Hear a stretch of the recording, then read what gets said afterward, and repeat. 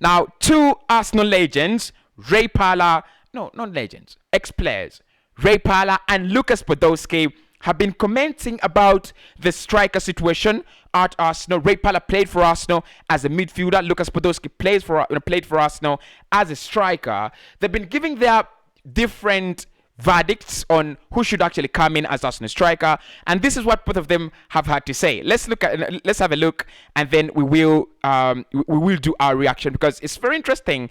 The both of them had very, very different points of view. Now this is the Ray Parlour part, and this is what he's he said.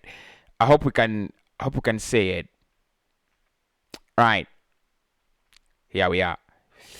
So he says, you don't want to be getting into bidding wars. How many clubs will be after Toney? That is the sort of striker I would be trying to get at Arsenal. Ray Parlour via TalkSport, right? That is Ray Parlour. He thinks Arsenal should not be joining any bidding wars. We should actually be going for the easy option, and that is Erling Haaland. Oh, sorry, that is Ivan Toney, right? So Lucas Podolski thinks otherwise, and he says Erling Haaland is an interesting player for everyone because I think he has a release clause, and there are not a lot of clubs who can pay that. Of course, the English clubs have that sort of money, he means, and it would be happy if, and I would be happy if he got an offer from Arsenal. Now, in the morning, I did report about agent Martin Odegaard, and now we are talking about agent Lucas Podolski. So, look, let's try to look at both ends of these stories and try to find out where exactly Arsenal should be pointing. The reasoning behind Lucas Podolski's statement is, one, the release clause, which is 75 million, cannot be paid by many clubs, and that is true. And then the other thing is that, because if you look at first and foremost, if you look at the likes of Madrid and Barca, they might not be in that financial situation, despite the fact they are big clubs. And PSG are also a little bit, insecure, uncertain of where their financial position is. Actually, Arsenal is one of those clubs that can manage to spend more than 100 million in the summer. After UEFA bringing in those rules and regulations how to spend your money, you have to spend 70%, only 70% of the money you make as a club. And so that shows you that despite, if you make 100 million, you can only spend 70. So I think Arsenal is going to be one of those clubs that can spend 70, 80, 90 million plus in the summer. So Podolski thinks Arsenal should make an offer for Erling Haaland because, first and foremost, there are not going to be very many clubs going for him. And then he also says he's a very, very top-class player. So, look, I'm not really trying to spread, any fake news about Erling Haaland to Arsenal. This is an opinion that we are trying to, make sense of. I think Podolski is right. He's been a striker in Germany, and he's coming to the Premier League, and he knows Arsenal and the level at which we need to be. For me, lads, look, I agree with Lucas Podolski.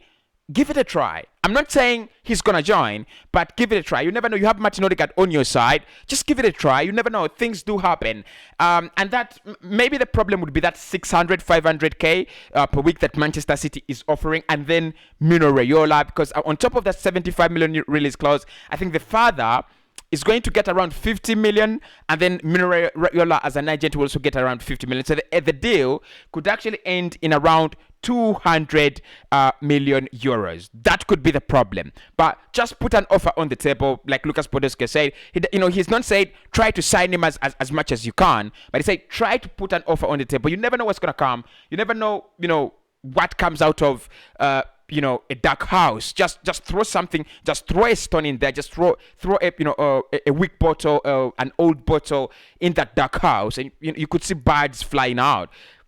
As simple as that. That is my opinion about that. But of course, let me know. Do you think Lucas Podolski holds a point? Now, Ray Parlour thinks Arsenal should actually go for a player who we all think has the potential to become world class, but at the moment he is none.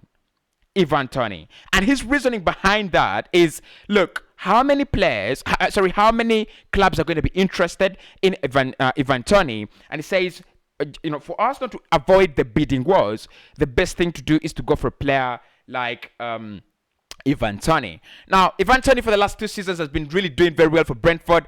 Scored a couple of goals in the Championship for them, around 33 to aid their promotion. And in the Premier League this season, they will stay up, courtesy of his goals as well, because he scored again double figures, around 13, 12 to 13 this season. If the last time I checked, he had 12 goals. So that shows you that maybe he's got the potential. If he's scoring 12 for a Brentford side that you feel most of the time in the Premier League is playing a low block, is playing teams that are bigger, and this is their first season in the Premier League. Of course, next season you might see them crumble under pressure and suffer from the second season syndrome.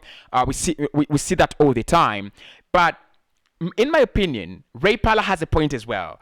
I mean, Arsenal, remember the likes of Gonzalo Higuain, remember the likes of Karim Benzema. Bidding wars are one of the reasons why we don't get players in time. That is one. And also one of the reasons why we don't get the players we need in certain positions. For example, Houssem Aouar should be our central midfielder, but now, for now. But then, by the time we were trying to sign him, we were in a bidding war with Juve, with Atletico Madrid, with PSG, and all of them ended up not signing him, but also they made sure that Arsenal don't sign him. It's the same situation with Manuel Locatelli. I think with Locatelli, my problems that we took a lot of time on one deal, and we knew the player wanted Juve, and Juve wanted the player, and Sassuolo wanted to sell to Juve. It was pretty much on the plate, but we wanted to force it. We wanted to force the relationship. We wanted that forced love with Manuel Locatelli or Locatelli. I don't know how you pronounce it. And then it failed. So Ray Parlour thinks for us not to avoid these awkward kind of situations, bidding wars and everything, what you need to do is go for a player like Ivan Toney. He spots him as a future talent, as a future, huge, player. And then you're not going to have lots of competition around him.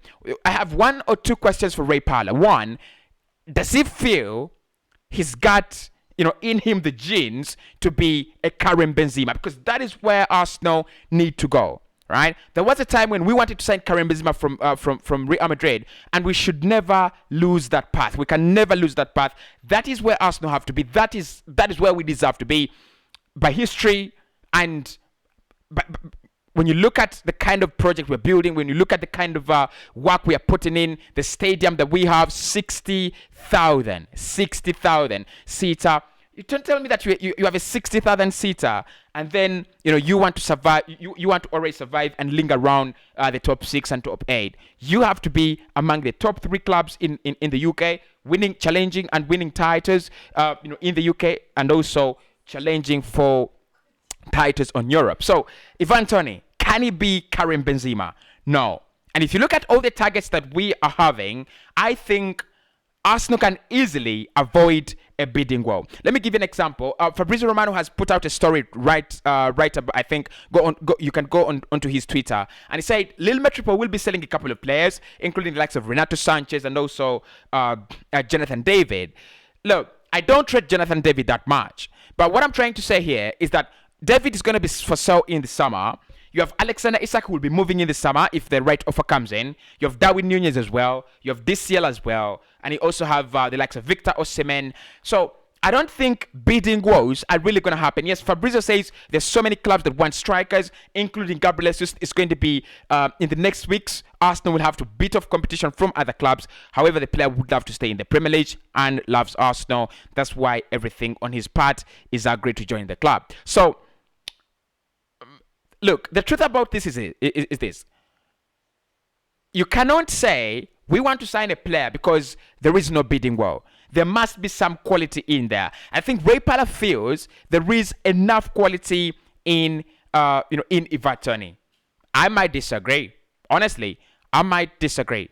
I think the quality is there, very much potential, but not as a player who comes in to start for Arsenal. He can't come in, probably, just give us that kind of squad depth. But with Gabriel Jesus coming in, I need to see someone above him. If Gabriel Jesus is not coming in, then you can bring in Ivan Toney and probably Victor Osimhen or Darwin Núñez. Because with Ivan Toney is one player who is happy to sit on the bench, wait for the Europa League, just like you see the role Patson Daka is doing for Leicester. You have Kelechi Iheanacho starting with Jamie Vardy up front, but Patson Daka is happy to come in for Europa League, to come in for those FA Cups, and then he scores 4 goals in a match, scores hat tricks and things like that. I think that is what Ivan Toney is. He can come in, just give you that kind of squad depth, but not relying on him. You're going to rely on him. He's going to make a massive jump from Brentford to Arsenal, which is okay because we have seen so many players do that, like Ben White and Ramsdale. But then the kind of pressure you're going to put on him, right? Because our system doesn't allow you to have a support striker. You're gonna have wingers who in modern football become forwards, literally / strikers. But it's not going to be that they will score that regular. That is not the point. That is not how they do it. So for me, he comes in as a backup. If we get Gabriel Jesus, we should not go for Ivan Toney. Let me know your thoughts about Ray Parlour's opinion. And lastly, in this episode, we'll discuss the big man. We'll discuss the story about the big man, DCL. I will not discuss Pepe. I will not discuss. Jonathan David. We'll talk about that in the morning. But I was quite interested by the Footy Insider 247 story around Dominic Calvert-Lewin. And this is what they've said. Dominic Calvert-Lewin favors a move to Arsenal over Newcastle this summer, and has even told his friends his preferred destination for a move is Arsenal. Calvert-Lewin is likely to leave Everton this summer, whether they stay up or not. At Footy Insider 247. Interesting, isn't it? Very, very interesting. Why I love this story personally is it just brings back the DCL vibes. So the latest we had about DCL was that Arsenal had cooled their interest in the player. They think the injury that he suffered this season could actually affect him. However, the window is not closed because Arsenal is also going to give priority to homegrown players, just like DCL. So, look, this is what I'm gonna say. With DCL, at the moment, it is cool, and I think it just gives Arsenal that opportunity to look at him, scout him, and then just go, we will buy him or we will not buy him, right? He's not like these other strikers that are already in the market. Everyone is trying to bid for them and all that kind of crap. He's just there. Not many clubs are talking about him. Gets him, and then probably we would get what we don't have on that forward line. But let me know in the comments below. The like target on this video is 200 likes. And I'll speak to you right in the next one. William Saliba, exclusive story, will be staying at Arsenal. His agent denies that, and he says Arsenal are not really prepared to keep his player. DCL thinks he will be moving to Arsenal in the summer, and he would love the move. And also, Podolski wants Haaland, as Ray Parlour wants Ivan Toney. See you soon. I'll speak to you in a bit.